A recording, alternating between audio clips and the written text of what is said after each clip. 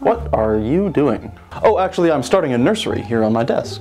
I'm decorating for Christmas. What does it look like? Couple things that won't show up properly because of the green screen. Also, it's right in front of your face. Yeah, but if I move it any further, it'll go past the crop line.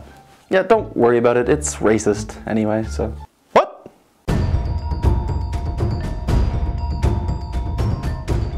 Good evening, you're watching government-funded news. In a sickening display of climate denialism and showing a lack of solidarity with the Ukrainian people, the federal Conservatives voted against a bill which would update the Canada-Ukraine Free Trade Agreement over wording related to a carbon tax. What's more, the leader of the federal Conservatives continued his climate heresy by making these remarks in the House of Commons. The pathological obsession these Liberals have with carbon taxes has now reached a level where it is sick. That is so outrageous. The Liberals do not have a pathological obsession with carbon taxes.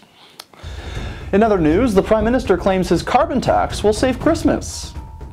Wait, what? Well, Christmas is just around the corner, and if you're looking forward to it, you're a white supremacist colonizer, just like all the MPs who voted to denounce a Canadian Human Rights Commission report labeling Christmas as discriminatory, and an obvious example of religious bias rooted in colonialism. The report also stated that Canada's history of religious intolerance is deeply rooted in our identity as a settler colonial state. What the fuck are you talking about, man? So the people who want to end religious intolerance can't tolerate Christmas. Makes sense. That doesn't make sense.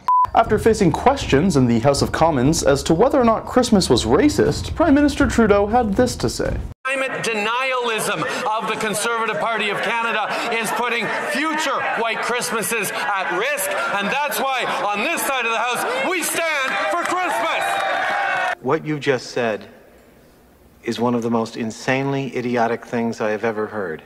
The state broadcaster has announced that 600 jobs will be cut across English and Whoa, we're gonna be okay, aren't we? I mean, I'm still gonna get my bonus, right? Don't worry, despite constantly being called out by the Ombudsman, Cabinet is proud and happy to defend us. We'll pull through. Okay, but what if the Cabinet is different after the next election? If we had that kind of foresight, we wouldn't be in this mess to begin with. That's a good point. Do you think they'll let me keep my chauffeur? Joining us now in studio to shed some light on the fall economic update is Deputy Prime Minister and Minister of Finance, Chrystia Freeland. Thank you for joining us, Minister. Now, do your promises to lower the debt-to-GDP ratio put some limits on how much spending your government can do? I am actually really glad that you put those two questions together. It was just one question. Because from my perspective, we have a fiscally responsible economic plan because we need to have the capacity to invest in Canadians. What does that mean? We need to have the capacity to invest precisely in things like early learning and childcare. And fiscal responsibility means that those investments are sustainable over the long term.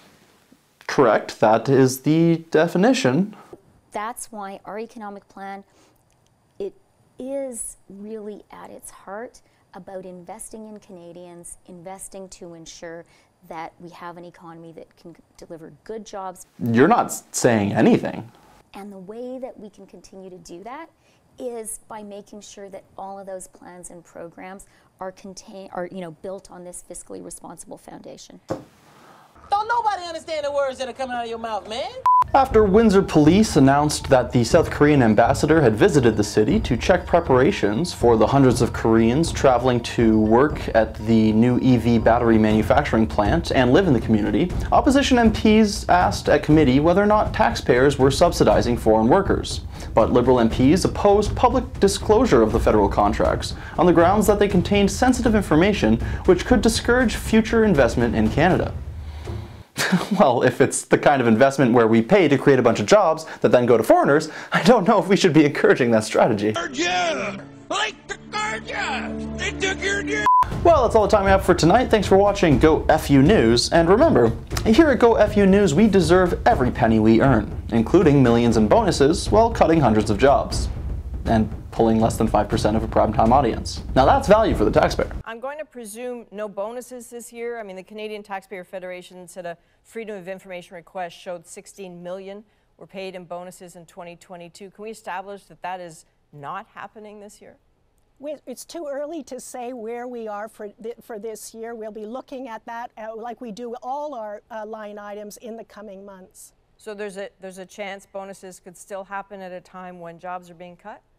I'm not going to comment on something that hasn't been discussed at this point. So. Good night.